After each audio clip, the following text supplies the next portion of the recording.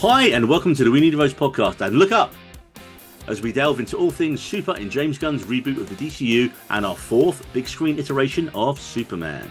David can't be here because he's currently on something called a holiday, which is frankly a foreign concept to us. And Jose took Krypto for a walk, so rest in peace, Mr. Lopez. He's still not been forgiven for sinners. And for this episode, I've been joined by noted Superman agnostic, as you can clearly see. Some would even say hater. Marie, why do you hate Superman so much? What did he ever do to you? Did he save you in a woke way?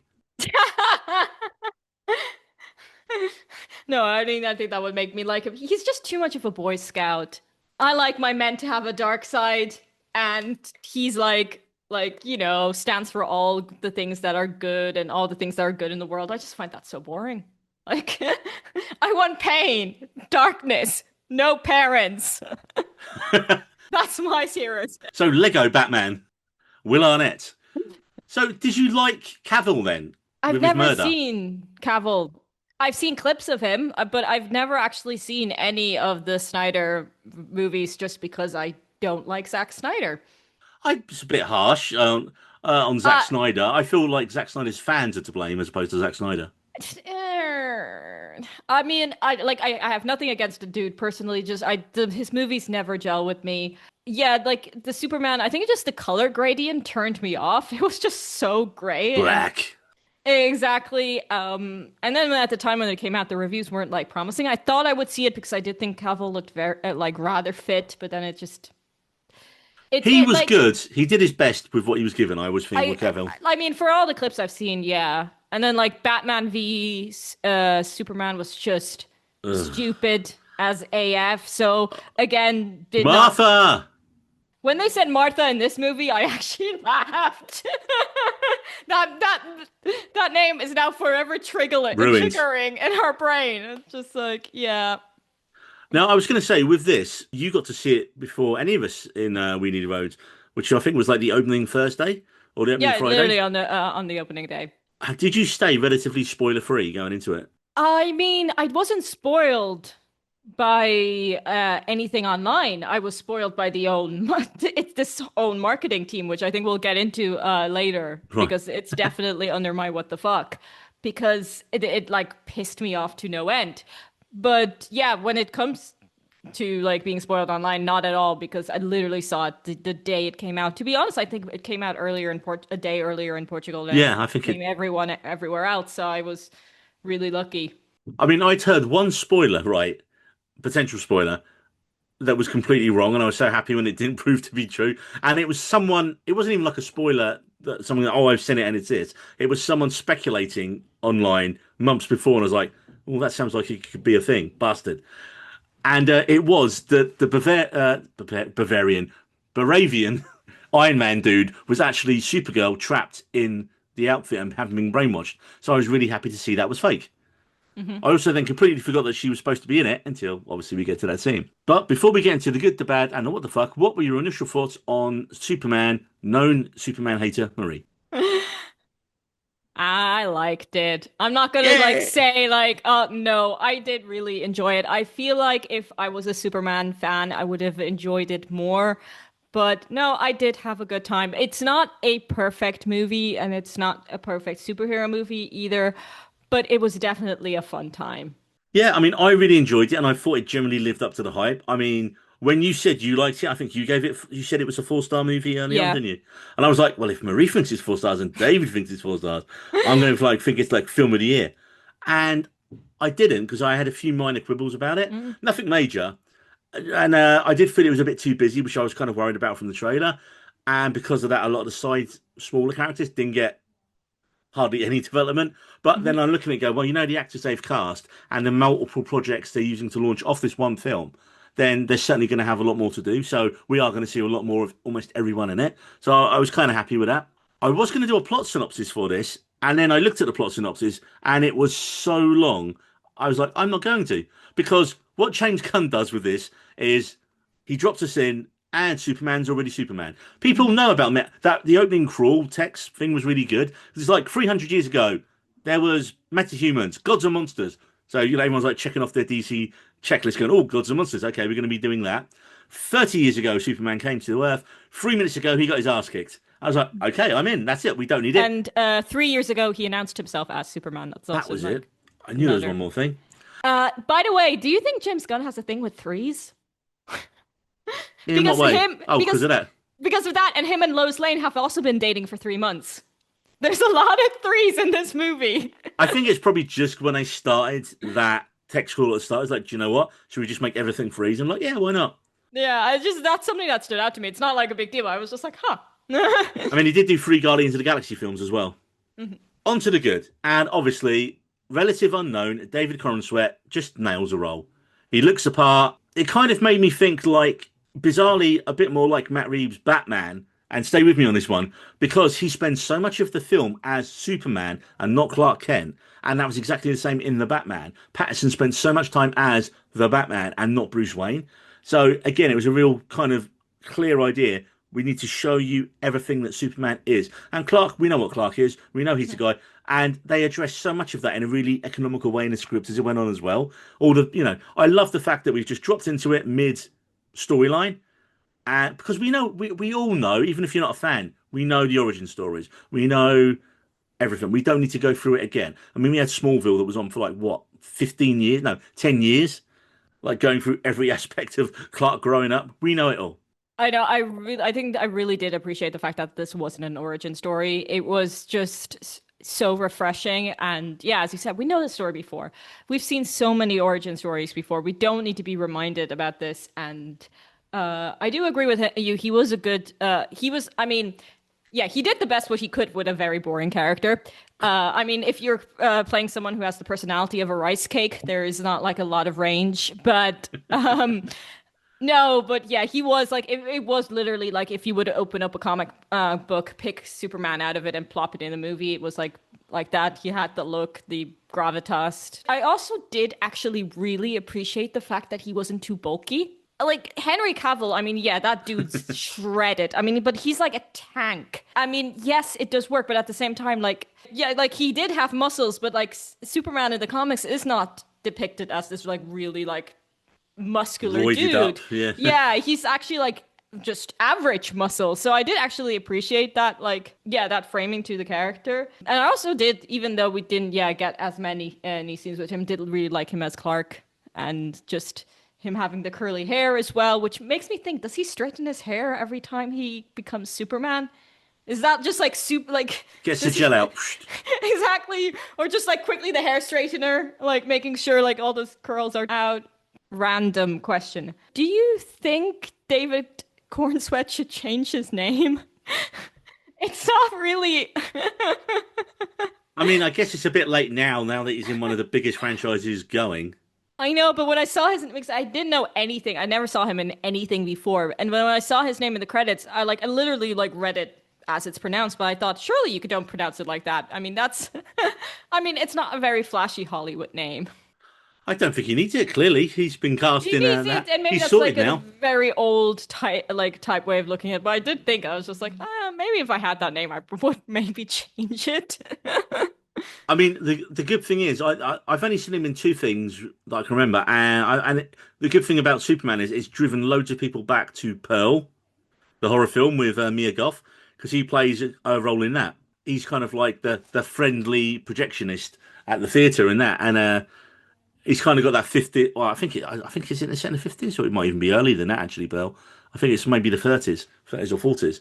So again, that kind of matinee idol look, he's got it in that. So I think that his performance in Pearl probably definitely helped him get a gig. And he was also in, apparently, Twisters. But I don't remember him at all in it. Yeah, because I actually saw this really cute behind the scenes video of Twisters when they were celebrating his casting, which was really sweet. Yeah, that's what made me think about it. I also did not go see it, so. You haven't seen Twisters? No. Oh, it's good. It's really good. It's a fun time, honestly. It's about as much fun as you can have watching people get blown up into the air and animals. Yeah. Okay, so also making her debut as Lois Lane, Rachel Brosnahan, who, again, smashes it. She's so good in it. She's got the look of the classic Lois. I like they're already together when it starts. We don't have to go through any of that again. I mean, initially with the casting, when I saw that other people were up for it, I was like, when is Emma McKay gonna catch a break and get that big role? Because she is always really good. And then like Brosnahan, she's kind of already obviously she's not a big movie star, but she has her own show on Amazon, Marvelous Miss Maisel. Yeah, but that concluded like 3 years ago now. I know, but it ran for quite a while. Like, and It did, but also in terms of TV shows, it was again like quite underneath the radar. Like not many people watched it. did Like it win I loads of did. awards? It did, but again, it's one of those ones where like it popped into award series, but then like when it comes to casual viewers, like it, in my opinion, didn't have any. Like because I would recommend the show a ton, and two people would go, "Oh, I'd never even heard of it." But also like two very different characters. Like Midge and Lois Lane are polar opposites, which I actually just saw an interview clip where someone asked Rachel Brosnahan what Midge would be doing today, and she like replied with, "Well, she would be dead because the story takes place in the 50s and 60s." So Fair play. A lot of people were just like, do you know what? She's probably better than Corenswet as Superman in it in some ways. Because she's not the damsel in distress. She's not rescued by him really at hardly any point, is she? I don't think. no, She's doing her own thing. she's doing her own thing, but not so much doing her own thing that it's not attached to the plot. Yeah. Plot because that's like a big mistake some writers do, where they're like, "We'll give it like an independent woman arc," and then they have nothing to do with the plot, and you're like, "That's again like not." You overcorrected yourself.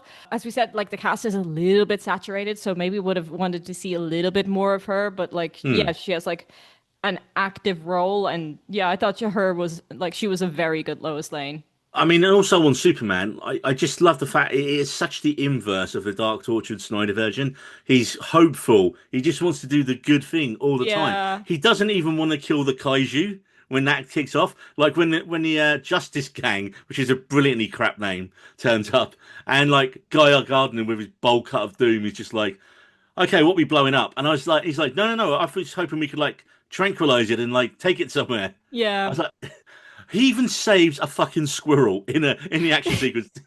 Like, They did really do well in the characterization of him, like exactly like paying attention to the people around him, like polar opposite to like the Snyderverse, where he's like like flying through buildings, and everyone is probably gonna die from collateral damage anyway. Like especially in that kaiju fight, you can really see that he's like trying to like not fight the kaiju, but fight the damage that it's like doing, which is really good.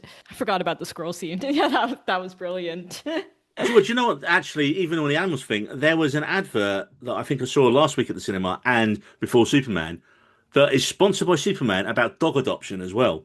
I mean, James Gunn, I mean, he's clearly a dog person because there are so many, other than Krypto, there are also so many other dogs in this movie. Like, you just see them throughout.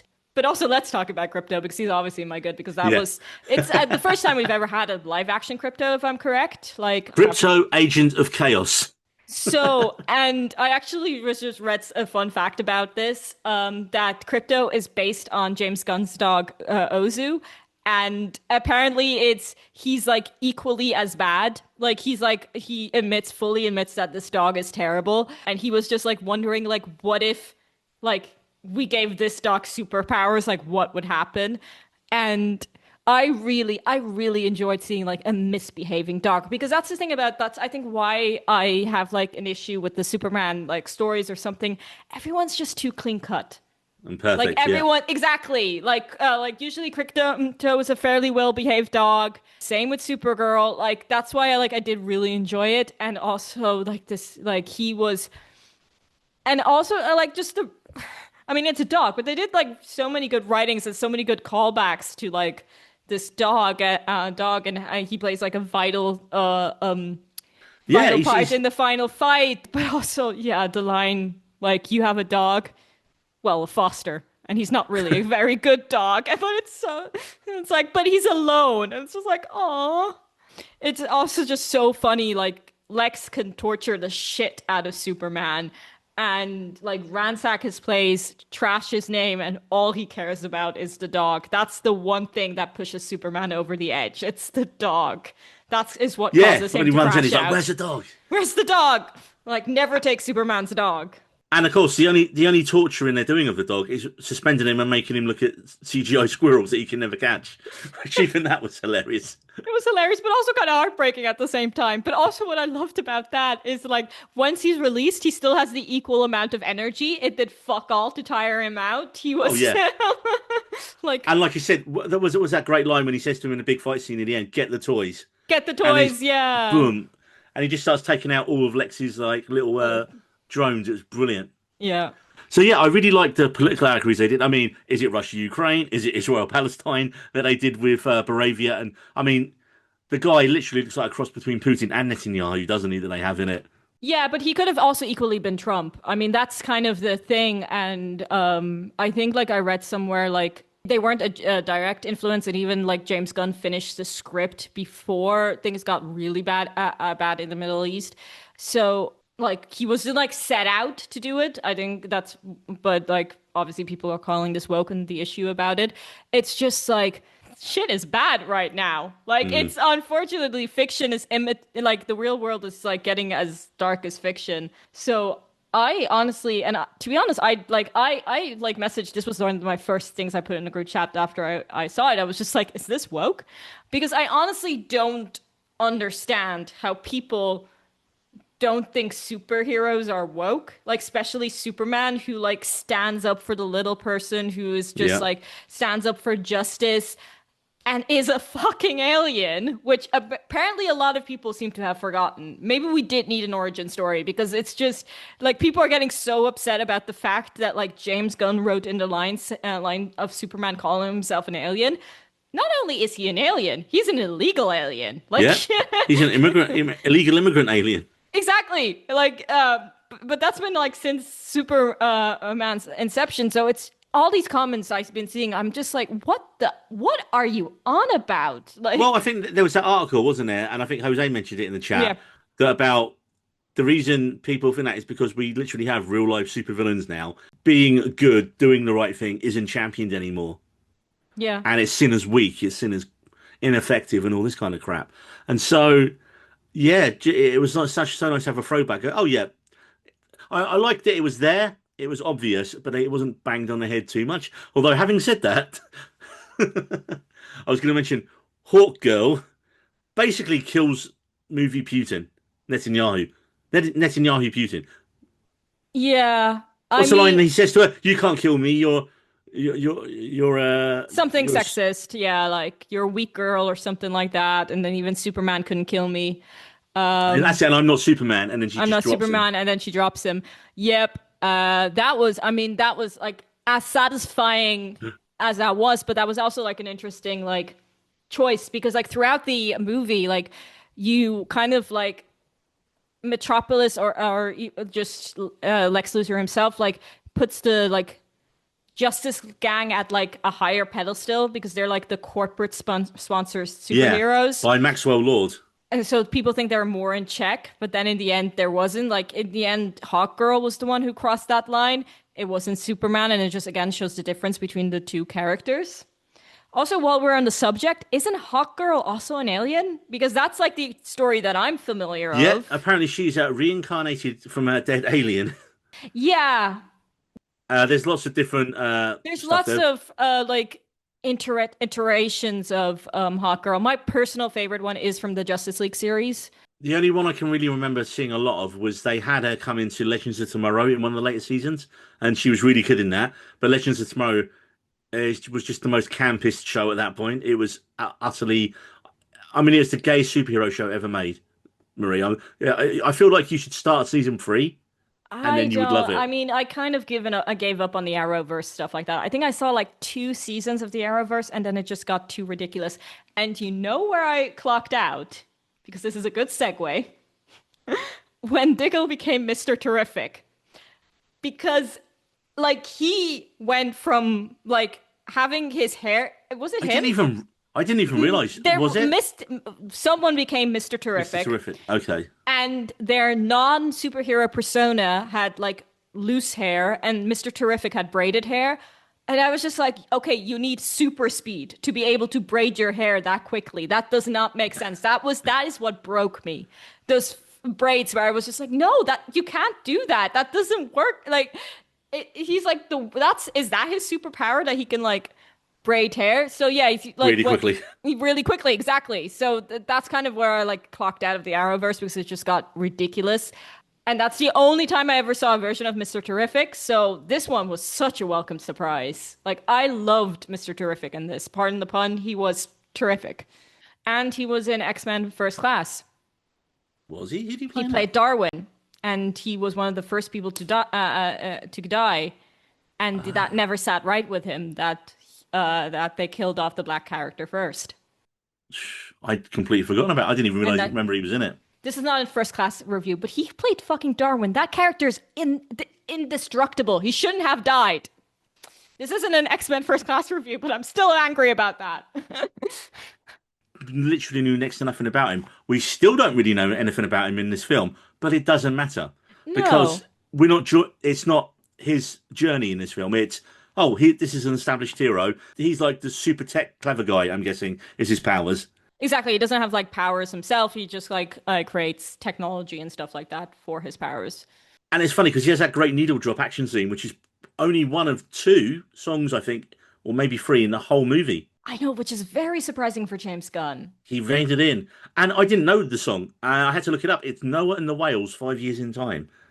Because I was like, it works. It would work more for me if I knew the song. I thought as I was watching it. No, I liked how, like, I really liked this character. I liked how unfazed he was with, like, just like threats around him.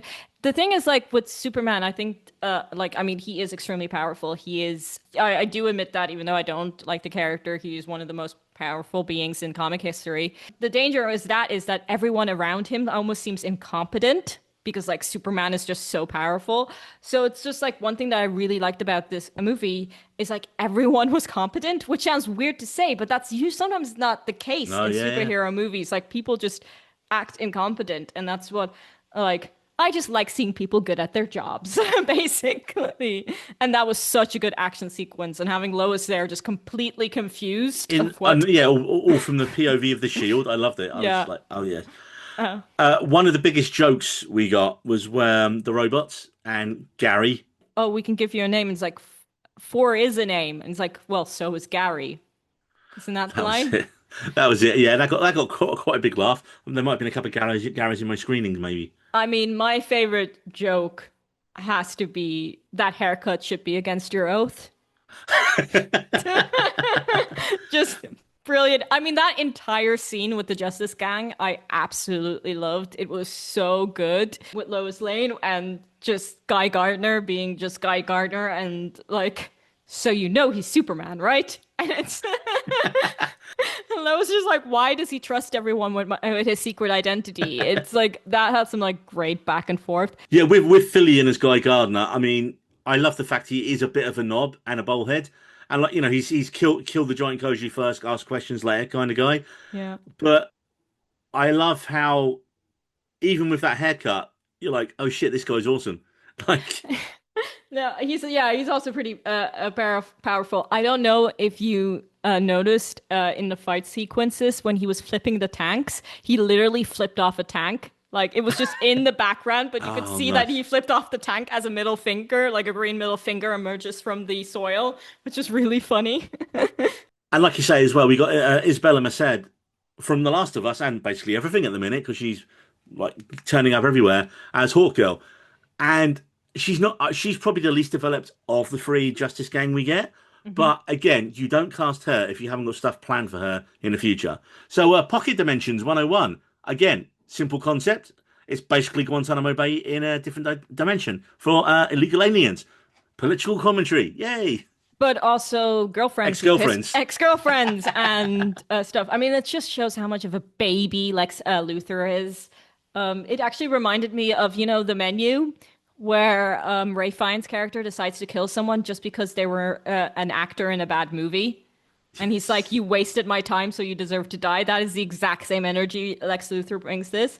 Because, like, yes, you have extremely dangerous people, but also then you've got ex-girlfriends and just people who, like, made his meal wrong there. I just like the economy of the scripts in it. I mean, Marvel, they would spend so long explaining what a pocket dimension is and who created it, and they just like, Okay, basically gets you from A to B, and that's how you get there. And where are we? Yeah. Doesn't matter. And again, perhaps in later properties down the line, but for this film, we didn't need to know that information. We didn't, I mean, come to think about it, there's hardly any exposition in this movie, which I do really appreciate it Yeah, for. yeah. I mean, because like this movie is clearly like we're not new to superheroes by now, for sure. And other than I think little kids, I think all of us have seen at least one or two superhero movies before checking this one out. I do really appreciate that how it's just flowed. You know, it actually kind of reminded me a bit of Infinity War because Infinity War again just has Just drops you in, doesn't it? drops you in, has Yeah, yeah. little exposition. It was like just like, okay, we've been building up for this for years. You know what you're getting. Go for it. And I really do appreciate this. I mean, I've said this before. One thing that I is like my biggest pet peeve when a writer treats the audience like they're stupid.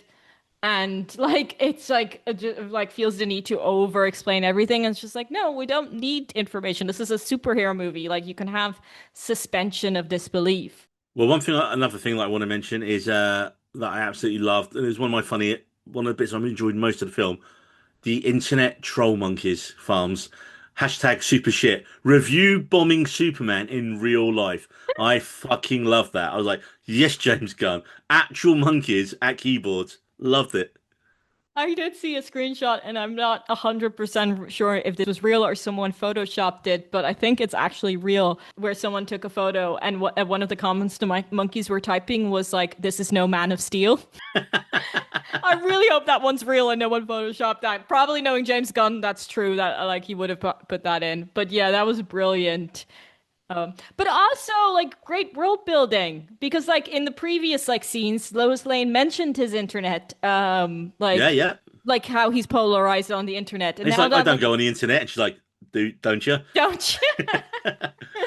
Superman does not concern himself with hashtags or what was like the self quoted with Oh, you're social talking about media. yourself in the third person now. Yeah, again, great back and forth. But then when they start discrediting him, the rumor that gets out that he has a harem of women, I just it's so ridiculous that it was so funny. I mean, one thing you can say about Superman that, like, I mean, as I said, I don't know the comics that well. Well, I've only read him in context with other superheroes, but he's been fairly loyal to Lois Lane over the years. Unlike someone like Batman, who's an absolute man whore. Yeah, Bat Whore. One other thing I wanted to mention I liked is the intro at the start. I think I mentioned this briefly, but mentioning the gods and monsters thing, that's like a big arc they have in the comics. So Gunn clearly wants to tap into that. Probably like Marvel, not do it exactly beat for beat, but by setting up that metahumans have been there for 300 years, that allows him to already like place stuff into the background. So you can already have like the period film set 300 years in the past when like the first metahumans and all that. And so I liked how that just brought it all together.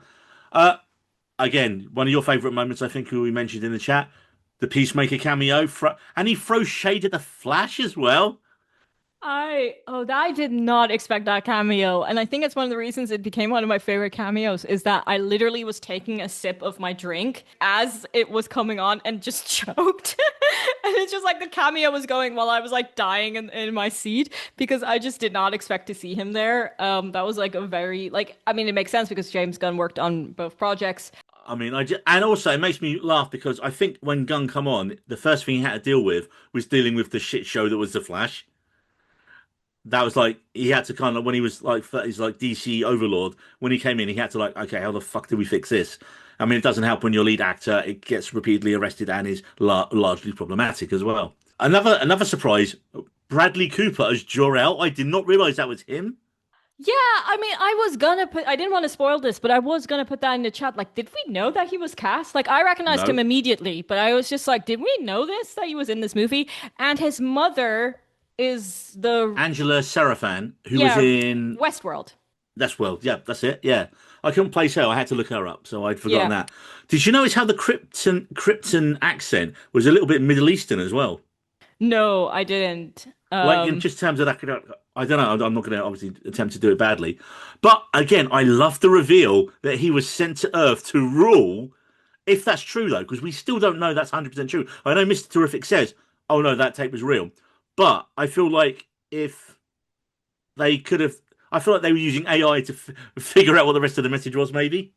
I mean, they said like they had like the bunch of linguists and stuff like that, but then it's an Yeah, alien. It's literally an alien yeah, language. I think it was real, but maybe like taken out of context. Like because as yeah. someone like who speaks multiple languages, I can tell you like even if you translate something word for word, it still doesn't mean what it means because it's sometimes like taken out of context or it's just like different.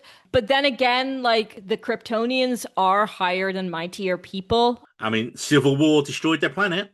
It, I really? believe that. Do you know what? It varies from It varies. thing to I thing, know like the asteroid attacks and like right? the core Yeah, melting and the entire planet like imploding. That's that's one of them. as And you said. I'm sure there was one storyline that I remember reading or watching in something where there's like a civil war between different factions, and it was all very well, it was all very Viltrumite Empire, really. And that's what this made me think of. It's like, oh shit, this is live action Invincible. I mean, obviously because it inspired Invincible. Well, yeah, Like, obviously. Also, my joke that I wanted to post, but I didn't because it's a spoiler. But can we call him Dad Cooper? Also, I was very appreciative that there was no parental trauma with Jonathan and Martha this time. Like there was like because again, it's that whole thing where like so they kill off Jonathan in the stupidest reason in the Zack Snyder one. yes, There's I've seen the clip. I you've know. seen that bit, and I was just like, okay, here they're just normal old parents, and Yeah, who struggle with just normal parents. technology. But still, I have to admit, like, Superman is a bit of a dick to them. I mean, like the fact that he still like just listens to that hologram of his like birth parents rather than his like adoptive parents that actually raised him and grew like brought him up. I was thinking, I was just like, man, you're a bit of a dick to your adoptive parents. Like you clearly favor someone else. We briefly touched on it. The music. This is mainly score in this and not needle drops, which for James Gunn is a big step away. And the score is done by John Murphy and David Fleming. And I really enjoyed it. I mean, when you have like the more mellow scenes, you've literally got those three notes of like electric guitar. And I just like, and again, it was so close to the like a Smashing Pumpkins song. I was like, oh, is it going to be that song? But no, they kind of used that and worked it in with the theme. And also, of course, they worked in little bits of John Williams' original '78 legendary theme as well. Yeah. I mean, this I think where I'm gonna say something controversial. I think the music was more epic than the movie. Like it's like I did. I love the score. It was epic. It was tremendous. I don't think it synced up well with the movie because the movie was more goofy. It was more funny. It was like Yeah, I can see and that. then you have this like masterful epic score and I was just like, "Oh, it just for me it like yeah, the score outshone the movie for me." One thing I need to talk about as well. There's so much in the good in this film, and it is most of the characters. Jimmy Olsen, Lady Killer. I mean, we discussed this in the chat. What does this dude have? I mean, to be honest, it confused everyone, like in universe as well, not just us. Because he's never like well, I don't ever remember him being cool in the comics or in like previous iterations. He's always like He's the really annoying in the comics. so perhaps that's why they changed him then. And him and Eve was hilarious. Like with Eve, I was like, why would Lex put up with her at all? I suppose it's like the trophy blonde thing, but still, hmm it was just she was so annoying. But then again, that is really well worked into the plot because she's just taking selfies all the time, and that's how they managed to get all the info on Lex because all his fucking plans are in the background of her selfies. So I thought that was a really clever bit of writing there. One thing I really like they addressed as well that they've because everyone always jokes about Superman. Well, you can always tell it's him. Like the glasses don't make a difference, but they mention he has like super glasses Hypno glasses. hypno glasses that distort people's thing. I was like, okay, so they've addressed it. Cool. That actually, Yeah, I mean, something that always bothered me about Superman is the glasses. But then, like, apparently it's comic book canon accurate as well, the which I hypno didn't realize. glasses. Yeah, yeah. Yeah. At least the one source I looked at earlier said that. So But one thing, like, kind of changed me about the glasses. There's this, like, a very long time comic book reviewer called Linkara, I've been following for years. And he, like, once said, like, the difference between Lex Luthor and Superman is that like Lex Luthor could never imagine someone with the power of Superman to do a white collar job, which is why he never believes that Superman is Clark Kent. Which when I read that, when I heard that, I was like, that actually makes sense. Like Mm. where someone would think like, no way, like this god would demean himself to just be to write in like one of the most dying industries in the world, journalism. Well, also, I like at the end as well when you get that bit with Perry and Jimmy, and they're like, "So how long they been hooking up?" And that was brilliant. I was like, It's, "But did that mean they knew he was Superman? Because it's Superman who walks off with Lois. yeah. No, no, no. I don't They think didn't know Clark they was mean a Superman." Superman. They just knew that Lois Lane and Superman were together. I think that's how I read it, Yeah, yeah. and which also again makes sense. They're journalists. They're meant to like notice these subtle like nuances. They're meant to be like good judges of characters. But I thought that was really fun as well. Really funny. I mean, they maximize their screen time, don't they?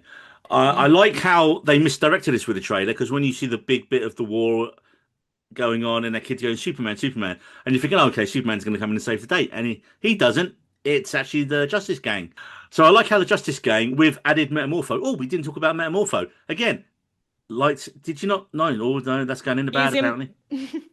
Okay, well, I liked Metamorpho because the actor Anthony Carrigan plays NoHo Hank in Barry. He's already been in the DC project.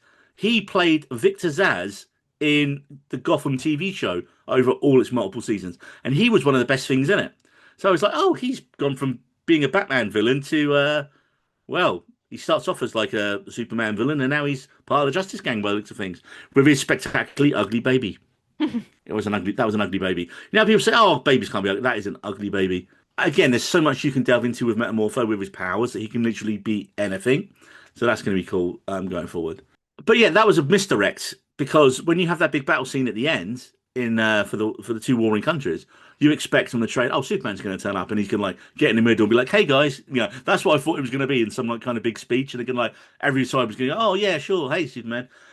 But no, it's a Justice Gang who sort it out. Because, like you say, Superman's off dealing with Mr. Ricker off trying to save the crack. And also he's fighting his clone.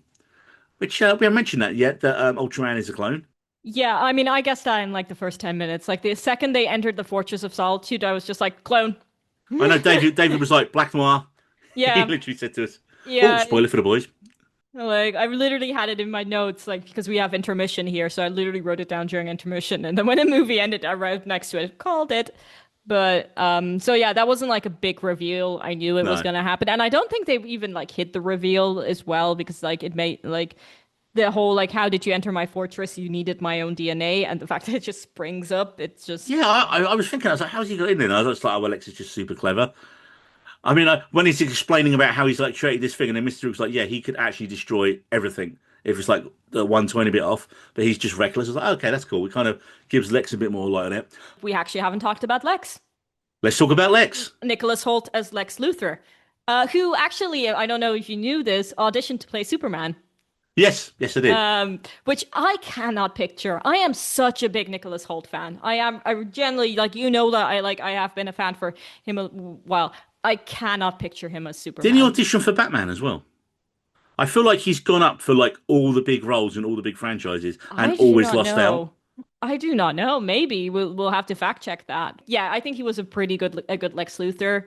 He gave really big man crybaby energy, didn't he? Yeah, I mean, let's say when it comes to live actions, the competition isn't tight when it comes to a good Lex Luthor.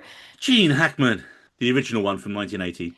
Oh, Oh, yeah. 78, sorry. I realized like when I was seeing this, like the last Superman movie I actually saw in cinemas was Kevin, Yes, Superman Returns from 2006. That's the last time I saw a Superman movie in cinemas. So oh yeah, Brandon Roof, who actually ended up in the cast of Legends of Tomorrow. I thought Nicholas Hoult was a really good Lex Luthor. It was again like if you picked up the character from the comic, you popped it there. There was nothing like overly different about him when it comes to Lex Luthor. I really did enjoy him controlling Ultraman like it was a video game where he was like G7, G4. Yeah, see, wasn't a fan of that. So You weren't fan? Interesting. no, This is a generation thing. I think because it's just so basement dweller coded. That's why I liked that's it. true, actually. Yeah, yeah. So I thought that was really good. And yeah, he was also genuinely scary at some times. Unfortunately, I do have to say he still looks good bald. Like because like Nicholas Hoult is a good attractive character, so there were moments where I was just like, maybe I could fix him, but that's my issues, not Not the not films. not the films exactly. Yeah, I think he was just having the time of his life as the role, and I think he still is because like he's like leading all the Superman promo that's been happening, like all on the socials. It's always Nicholas Hoult. Yeah, I wonder what film he's doing at the minute with his new blonde I haircut. was about to ask, why is he blonde? Whatever he's going to be in next, apparently. The last thing I want to mention in the good for me is I really like how the ending of it, how that he doesn't dwell too long on that his real parents were kind of basically like the Viltrumites and wanted him to take over Earth, and that instead, when he goes, "Oh, do you want to play the message?" He's like, "Yes." I was like, oh. And then of course it's his adoptive parents, it's the Kents, and videos of them playing at the end. I was like, that was a really nice touch, and Yeah, him sat there. far less dickish. Like Hmm. it's to quote the end credit scene, I could be such an asshole sometimes. I generally thought that was really assholeish of him. Like he clearly favored one parent over the other. I mean, I could understand why it would affect you because that was his belief that he had from the entire life. But at the same time, it's like they're not who he like. They not raised him. Yeah. And then his Person. dad says to him, it's like who you are is what you become, not By what the you're way, I told. was gonna message you that you should wear a flannel shirt to this. I completely forgot. Because I look like Superman's dad? Yes. I Yes, could yes, yes. not unsee it. When we saw that trailer, when we first saw the trailer, we did a trailer action. I was like, oh, I'm in this film. Cool. I completely forgot you made that joke, and then when I saw him, I was just like, What's funny is everyone's like, oh, yeah, unknown actors. It's like, no, Pruitt Taylor Vince. Pruitt Taylor Vance? Pruitt Taylor, who plays Superman's dad, is actually quite a well known actor. He's been going years and he always plays really good roles. His mum, I feel like I've seen her in stuff as well, but I couldn't place her at the time. So let's get on to the bad. And hopefully, well, I know for a fact this is not going to be as long because we all generally like the film. So, first for me, with so much going on and a shorter runtime, like a lot shorter than most MCU films, it felt like a lot of this film maybe was just too surface level. There wasn't enough character development, there wasn't enough diving into the characters a lot more. That's more how I felt about it as opposed to a criticism of the film. Like it's not a bad film because of that. The film works because of like we said in the good. It just drops you in, doesn't hold your hand. This is what's going on. Just go with it. We'll explain what we need to explain. Everything else, just go with it. You don't need to know the answers to everything. So it's kind of a positive that it really left me wanting more. I was like, oh, you got these brilliant actors and characters. We could have done with so much more information on the engineer character. mm-hmm. Like, there's Yeah, definitely a tragic backstory to how she become a villain there, isn't there? yeah. We're just not seeing it Why yet. did she make that decision? Yeah, is she still alive? If Yeah, I she's feel alive, so. Maybe. I don't know. I can't I remember what can't happened to her. remember. Yeah, to me either. Perhaps she isn't. We don't know. If you know, drop it in the comments and let us know. She will be alive because she is going to be in The Authority, which is another project that DC are doing. It's kind of like DC's The Boys. Okay, so also, why was Luthor's girlfriend obsessed with Jimmy Olsen? I just didn't buy it at all. Yeah, I mean, I think maybe because he was like maybe nice to her, but like we did not see it, so that's why like when No, I'm yeah, reading yeah. behind the scenes that like he was just a nice guy and like listened to him. I had like a few issues with Luther's girlfriend. I mean, I generally did like think she was hilarious and like her like constantly taking, as you said, taking selfies, and then that played into her role. But that kind of indicated to me that she was smarter than she let on. And like her playing like the ditzy blonde stereotype was more of a like a survival thing Hmm. around Lex Luthor. She does say that to him, doesn't she? No, she doesn't, because like when she finally like when she basically saves the day and drops all this information on Lex, the next time we see her, she's still a ditzy blonde. No, but I could have sworn there was a bit earlier when they're having a conversation in the alleyway. No, he's like, why? What? He asks, why are you still with her, with him? And she says, oh, because then if I leave, he'll put me in prison. Yeah, so she is in survival mode, like so it's kind of like what you said. Yeah, she She is, but can't. she She's is trapped. still a ditzy blonde. Like she still is that character because when you see her later on with Jimmy Olsen, she hasn't changed. Like her Mm. mannerisms haven't changed at all. She's still like the same like bubbly, vivacious character. And then, but so What makes me laugh is that Jimmy still doesn't want really anything to do with her at any But point that in the film. hug, like you could see that he kind of accepted his fate at that point. Yeah. Like he was just like, yeah, this girl risked his life for life for me. I might as well. So what we mentioned well, you actually mentioned the good. I actually had down as one of my bads, which is I really didn't like Ultraman being controlled by Lex's geeks in a tower. And yeah, it feels like they're playing a beat 'em up video game, but not in a good way. It was like just Lex yelling out button smash combos the whole time. I was like, I just didn't enjoy. I don't know, just something about it. Just I didn't enjoy. I was like, okay, this is way too video gaming. I like what you said about it being basement dweller coded. I did like that. You know, it did kind of remind me of I'm sorry of even just saying the name makes me want to vomit. Elon Musk. But he kind of pretends that he's a gamer and then like hires pro gamers to play as him on like video games. It's absolutely pathetic. It's just like his daughter revealed that about him. It's just so unbelievably pathetic, and that's what it reminded me of as well. But I can see why where it could get a little jarring. But like for me, I Yeah. did really like that. But again, it's a minor thing. It's not Yeah. nothing like it's like, oh, that's ruined my enjoyment of the scene. One thing I would say is I don't think it was as funny as we were expecting for a James Gunn film. That's also on my list. Exactly. I mean, it was like as we said, it had some great lines. It had some Yeah. like really good lines, but it wasn't funny throughout. It was more earnest, wasn't it, and hopeful as opposed to funny. Yeah, but like you can still be funny. I mean, if you like compare it to the first Guardians movie, I mean that like is side clutchingly funny. Oh Like yeah. it's from scene to scene, it's so hilarious. And this one, Arguably every Guardians film has that in it. I mean, three traumatized me, but Oh yeah, three has lots of trauma, but it's still also I'm funny. not saying three is bad, but three, I mean, if I want to, let's just say, Open the if I fucking want to put door. my, yeah, if yeah, exactly, that was great. But if I just want to say, if I want to put myself in a good mood, I'm not going to watch Guardians 3. I'm going to watch Guardians 1. Like, that's the difference. Oh, just remind me, talking about Guardians. There's a riff on the opening of Guardians 2 in this because remember in the trailer we saw that big glowing orb thing outside. And we was like, and they're looking out the window. We're like, oh, what's this new threat they're going to approach? And it's some kind of monster from some other dimension that the Justice Gang are fighting, and like Clark and Lois are having their big, deep, meaningful, and this is just all going on in the background. And I was like, that is awesome. I love that. But that was it's the whole thing with the cameras focused on Groot, baby Groot, while the big fight's going on in the background for the intro sequence. So I love that they referenced that in it as well. That should have been in the good. That should have been in a good. And also, remember, it pissed a lot of people off because it was one of the first promo images that were released of like Superman getting dressed, and the threat was happening in the background, and everyone was just like, "What the fuck? Why is Superman not there?" And it's just so like, It's all fake.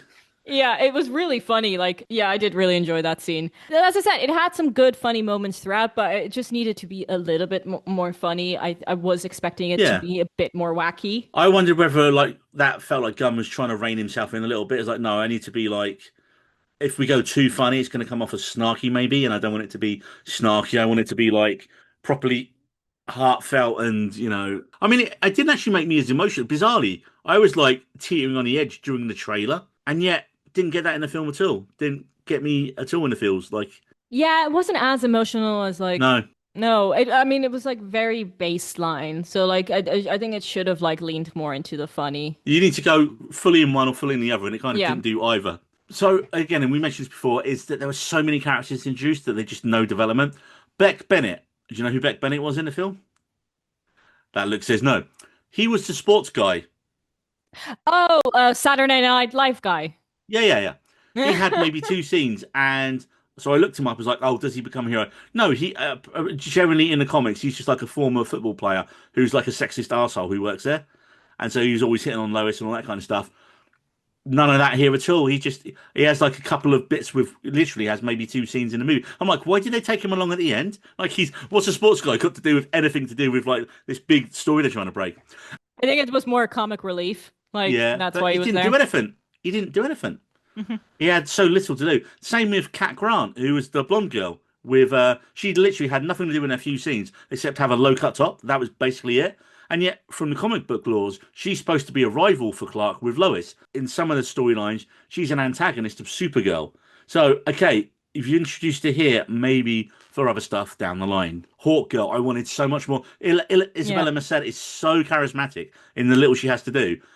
And I was just going, we need more of her. We literally need to know. I mean, I actually pulled up the backgrounds like for the just those three Justice Gang characters. Mr. Terrific, if you don't know anything about him, is a superhero and inventor who uses a variety of high-tech gadgets to fight crime. He's a member of the Justice Gang sponsored by Maxwell Lord, who is generally a bad guy though. He was played by Pedro Pascal in Wonder Woman 1984, which I'm probably sure he wishes he could forget. Whereas here, he's actually played by Sean Gunn, James Gunn's brother, who played the guy from Guardians as well. Yeah, Kragan. and he's Rocket. Yeah, Like literally and the Rocket. body double for Rocket. But I just know him as Kirk from Gilmore Girls. Right. Well, Gathegi, Edi Gathegi as well, he said that he described his character as an atheist who believes in justice and said that he found his meaning in knowledge after his wife died. There's nothing about his wife in this, but again, we know these characters are coming back, right? So they're going to get some backstory and his wife and all that kind of stuff there. Again, Anthony Carrigan as Metamorpho, he was an archaeologist and superhero. So I thought he was an alien. I No, hadn't.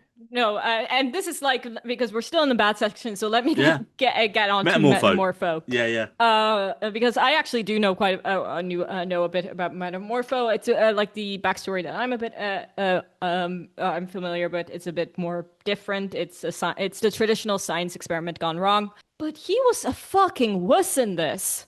He was just such a whiny bitch, and Metamorpho in like the version I know is a fucking badass. So yeah, that really bothered me.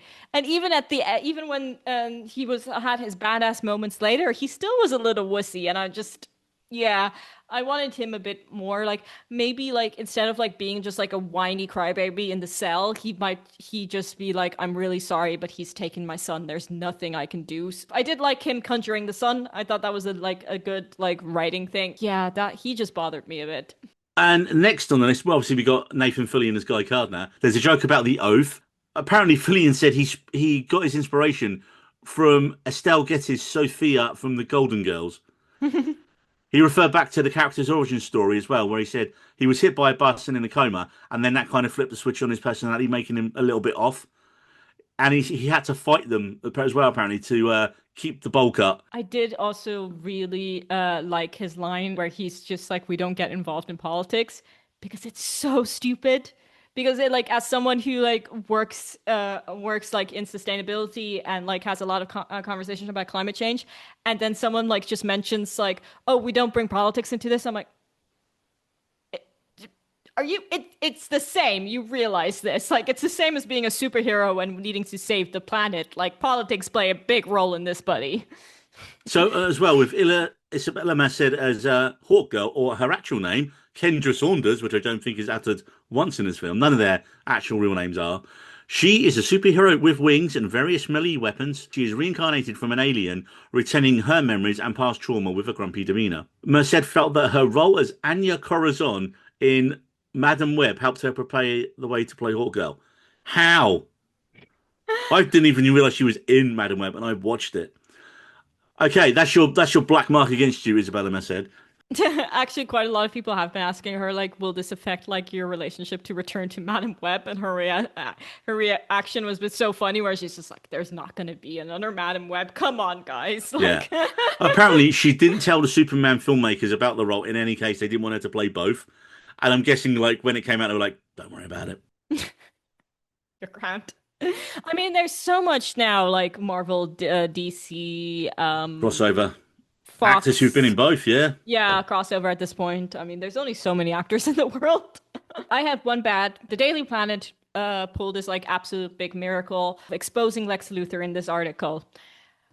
I think that happened a little bit too fast. I think not only like the article like hitting the mainstream newsways, but also the fact how the right-wing media turned on Lex Luthor as well. Just if you look at the right-wing media today, of like still how they like would defend their guy no matter what. I think there could be video evidence, there could be a live stream, and no one would believe it. Exactly. So I think it would have been more believable as they like if like, and I think it would have been even funny if like as they were flipping through all the different channels of You them have condemning one, Lex Luthor, you have one like kind of like, ridiculous like Alex Jones type character going, well, I don't Metropolis believe this. News. Exactly, fake news. Like I don't believe that. That I think that would have again been funny and just kind of shows like the type of people that would support him after that, and I think it would have made it more woke. So that was like my only like little gripe as well. Okay, well, Marie, this brings us on to the what the fuck. And I have two what the fuck moments from this film. My first what the fuck is Lex actually killing the guy. Because to this point in the film, he was basically just a bit of a little whiny crybaby, which was He was a good. businessman. Like Yeah, he was he was Elon Musk. basically. But then when he starts doing Russian roulette, except he's not really pointing at anyone else, he's just pointing at poor Malik Ali, who goes and tries to help Superman out of the ground, and then he just flat out shoots him in the head. I was like, I mean, you need. I kind of appreciated it because you need your villains to be actual villains. Even at the end, Superman is saying to Lex, "You can still change," and like he's like sneering his face off. He's like, "Yeah." But poor Malik, I was just like, man, That moment did make me gasp out loud. I did not expect it to happen. You're right, that is a good what the fuck because that did really subvert expectations. yeah. And then my final what the fuck, which is a positive what the fuck, because I completely forgotten they were going to be in the film. Supergirl's intro was fantastic. She drunkenly smashes into the fortress, clearly hungover, still drunk, and asks Clark why he moved the door. We also find out that Krypto is her dog, and it feels like such a throwaway intro for such a major character, but in the best possible way. If there'd been this big reveal of her earlier in the film, or she come in to save the day, it would have been seen that before. Fine. This was instantly iconic. It was instantly memorable. And I love that he explains to Gary that she's been away partying on planets with red suns because of the yellow sun. She can't get drunk on Earth. And I was just like, great. So Supergirl's got a drinking problem as well. And apparently that is actually what they're going to be exploring in the Supergirl film. In that, because she grew up on apparently the continuity they're going with is she grew up on this like fractional rock of Krypton and had a really harsh upbringing and like really like fight for survival, and she's suffering with PTSD, and so she drinks to like deal with all the shit she's gone through in the past. So it's like that's, and again this plays into what you said earlier. Supergirl isn't the Miss Perfect like she was portrayed originally. She is, well, as they say, a hot mess. Supergirl hot mess. And Millie Alcock just nails it as well, even in like 30 seconds of screen time. No, I did really appreciate this because like Supergirl is usually like a carbon copy of Superman, just like literally the female version, which I never like liked because she's like, "Oh, I have to be as good as my cousin" and stuff like that, and it's just not really much personality to her. So this like way different shift, I really appreciated it. However, and this is a perfect segue, I wasn't surprised by it because Millie Alcott's casting was announced like months ago. And it's just, for me, like maybe basic rule, if it's like, if a scene is under 5 minutes, do not ask, like, do not announce it. Keep it as a secret. Like, because that would have been such a good reveal Hmm. and like such a good, like, oh, wow. I generally am so puzzled about the marketing of this movie. Like, did they think it wouldn't do well? Because I think they might have been worried about the backlash from the all Snyder Bros. because all of the good stuff in this movie was practically already in the trailer. Like we did actually a reaction video to the first like trailer, and was it even called a trailer or was it just a teaser at the time? No, it Like was the main trailer. It was the about. main trailer. Oh no, So it we was a did. minute. It was about only a minute, Yeah, I it was think. really short, but it was all that we needed. Needed. And all of like the like I was like sitting there watching this movie and I'm like, cool shot. Wish I hadn't seen it in the trailer. Funny line. Wish I hadn't heard it in the trailer. Like there were so many like cool shots that were like, and David said this too, that were just spoiled in the trailer. Like the big like cinematic ending of Lois and Superman kissing while flying. That was in the trailer. The big like the slow motion shot of Superman saving the kid. That was in the trailer. The That slow felt like a little riff on Zack Snyder, didn't it? Because he was doing some Zack Snyder style slow mo in it a little bit. I mean, this is like something I did forget to mention in the band, so I'll just quickly slide it in here. The slow mo shots did not make sense. Like, because at first they were just like, okay, to show Superman's like power and speed, but then he also used it on a mug breaking. That just didn't make sense. Like, why? Like, That just feels like a little nod of the cap to Snyder, I think, because they are friends. I mean, don't waste like a shot like that on like a mug full of pencils shattering. Like that did annoy me. But yeah, but all those shots were seen before. The opening of this movie was all in the trailer. When this trailer dropped, I genuinely thought because I saw it in the cinema, This was a like longer one, wasn't it? Like the 2.5 minute trailer, yeah, which is basically that first scene. the first scene exactly. I genuinely thought that I accidentally stumbled into a Superman secret screening. Like I was looking around, checking my ticket to make sure I was in the right screen because I was just like, "What the? And you would have This got up is and left, or no." Could you imagine if I would have gotten the inside scoop way before any of you guys? Because it was like a couple of months back. I don't even remember which movie I was going to see in the cinema at the time. But I was so confused, and I was just like checking my watch, going, "This is never ending." It just keeps going. And that it's such a funny, good opening. Why would you spoil that? It's just I agree with you to a point, but I feel that these days, trailer makers, studios, they just have to show the best stuff to get people in. And it's but if where's you like do a as great someone like who works in marketing, where's the proof? Because all of us who go to the like in the like let's just say the film review space, like all of our friends on social media, they've all spoken about like going to the cinema late, unlike you who arrives like an hour early, hour early, yeah. but going to the cinema late just to avoid the trailers. And I was Have the routine, same. Marie. I have routine. Like what was the movie that I saw before Superman? Jurassic Park. Park. When I walked in, I got to Jurassic Park a little late. I walked in, noticed that they were playing the Superman trailer, and turned around and walked back out again because it's just driving me crazy. Or I do the crazy girl method where I literally block my ears and stick my head between the legs, and everyone looks at me like I'm a little bit insane. But I don't think it gets people in seats. I think if anything, and it just annoys the people. Like I do understand, like cinema views are down, Here's your but thing, though. You're talking about in the film space. Yeah, people in the film space hate them. Your average person who might go to the cinema once a month, once every couple of months, that's the people that they're the people who go en masse that's to not. see the big film. No, But but that's that not the one. gets That's not the people you should be pandering to. You should be pandering to us. they don't need to We're the pander to one. us because we're already going to see it though. That's how it works, isn't it? You don't Yeah, need but we're to. gonna stop going to see it. I I mean, wouldn't stop going to see a film just because the trailer revealed too much. I mean, I'm getting really fucked up. It's just fucked off about this. It just they show even like the I present to my argument Exhibit B, uh, the mid-credit scene that you have behind you.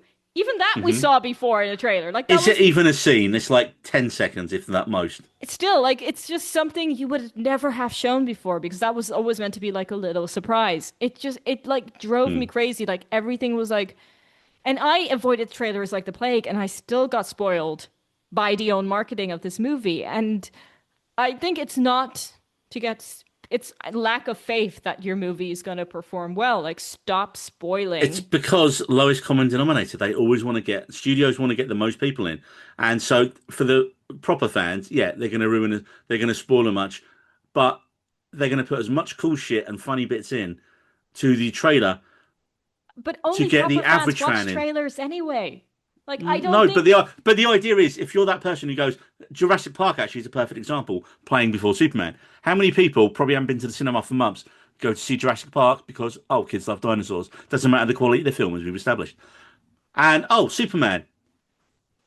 Okay, let's go and see that next. That's literally simple. We're all going to see it already.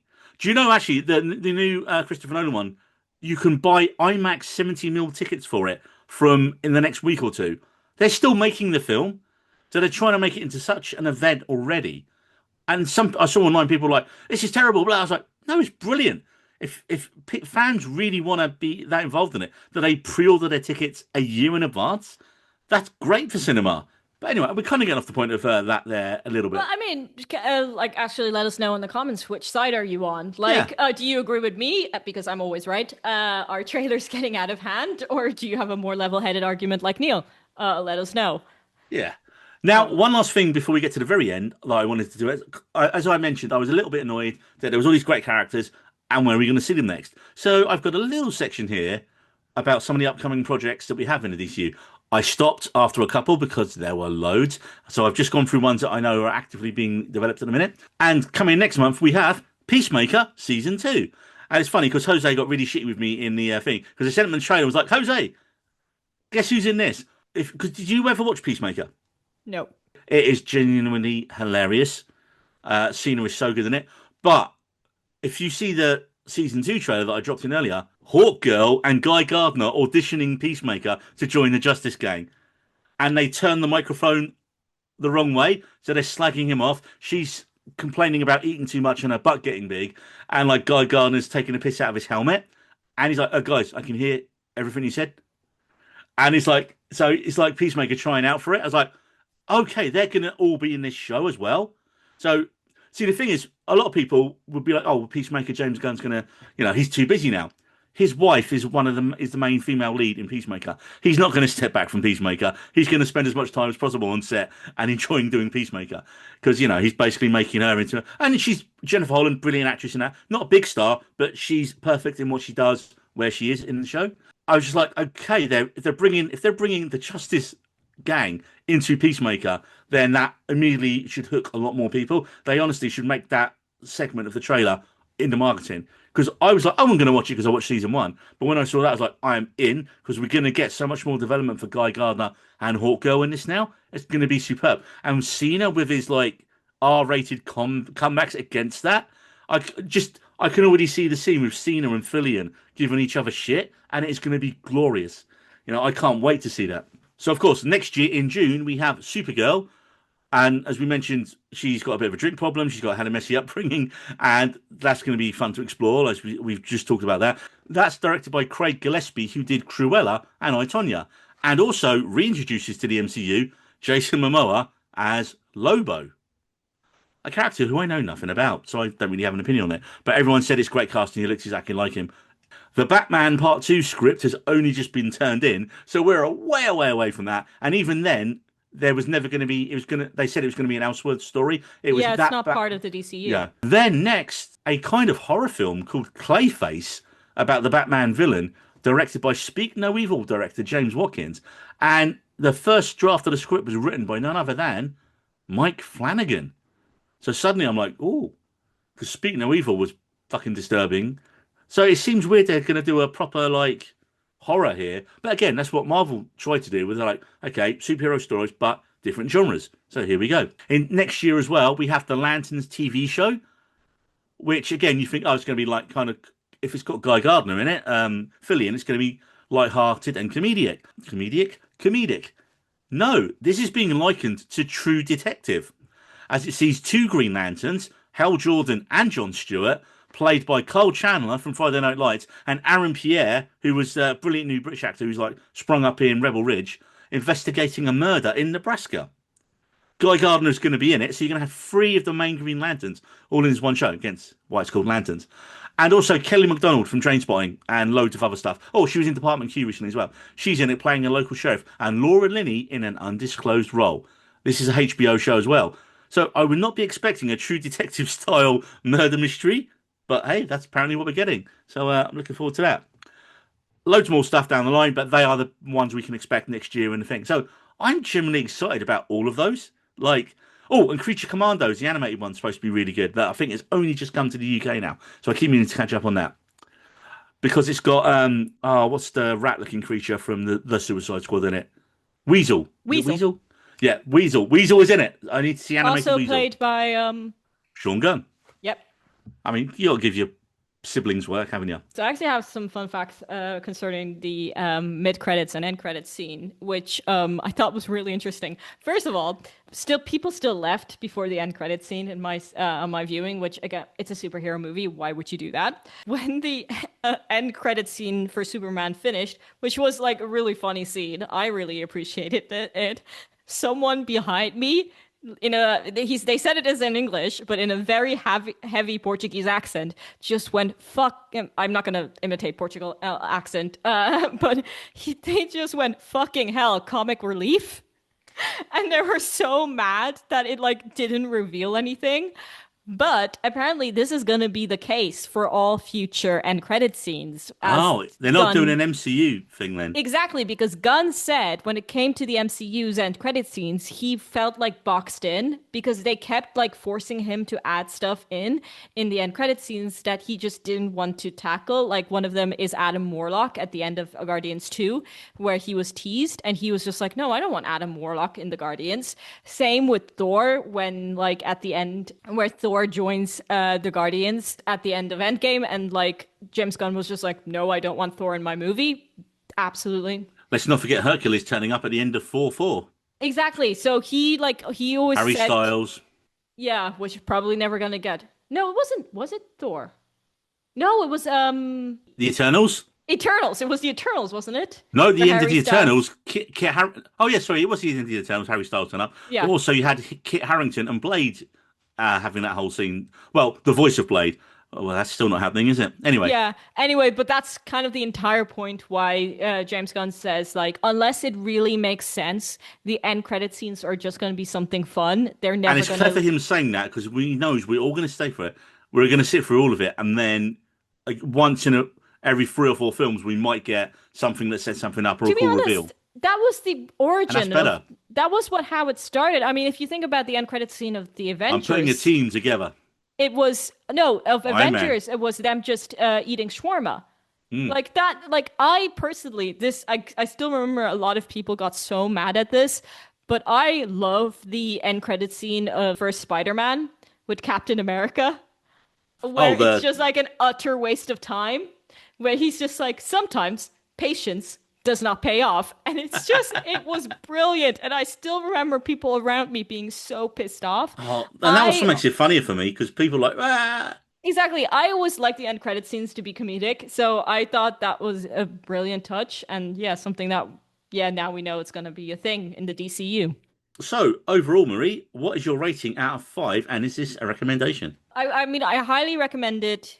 Like, I would give it 4 out of 5 stars. And I would highly recommend it to people who already are Superman fans. I think if you're not a superhero movie person, you're not going to get a lot of benefit out of this. But if you love superheroes, then it's an absolute must watch. Overall, a 4.5 stars out of 5 for me. I really enjoyed it with obviously the few. I mean, it's never a negative to be wanting more of the characters and the world you've seen created on screen. And that's what this film did. It left me wanting so much more. I was almost disappointed when it was like 2 hours. I was like, come on, you can easily get another 20 minutes in there. We're not even close to the 3 hours of Marvel yet. But all the departments nailed it, like sound, the visuals of it. It was bright. It was hopeful. And it was just celebrating being a good person. Just hats off to the costuming because they didn't make the underwear on the outside look that ridiculous on Superman. Yeah, I mean, they made it work. Yeah. Right. So I believe that is all the time we have on this week's episode of the Weenie Rose podcast. I'd like to thank my co-host, Marie. Marie, where can people find you on the socials? So you can find me underneath the handle Life on Mars. That is TikTok, Instagram, and Twitter. And if you want to learn how to be a superhero of your own, check out my other podcast, Two Girls, One Reusable Cup, which is all about sustainability and saving the planet. Just like Superman. Mm-hmm. And the Justice Gang to an extent. I It's feel like very saving the woke, planet. I promise you. Well, and you can find me at Needed Roads on Twitter, Neil Gregory78 on Instagram and Threads, and NeilG78 on Blue Sky. And also, David occasionally posts on our Instagram account at We Needed Roads. And for more We Needed Road shenanigans, you can find us on Spotify and also here, hopefully on YouTube, where you've been watching us. And you can find our full library of episodes. And if you like what you've heard, hit that bell icon and subscribe, because we also upload lots of short-form video content, instant reviews. And don't forget to leave us a comment and let us know what you thought of Superman. Right, I'm off to listen to my favourite new band, the Mighty Crabjoys, and they are punk as fuck. Make sure to join us next time on your favourite kryptonite-powered pop culture podcast. We Needed Roads. What are you looking at?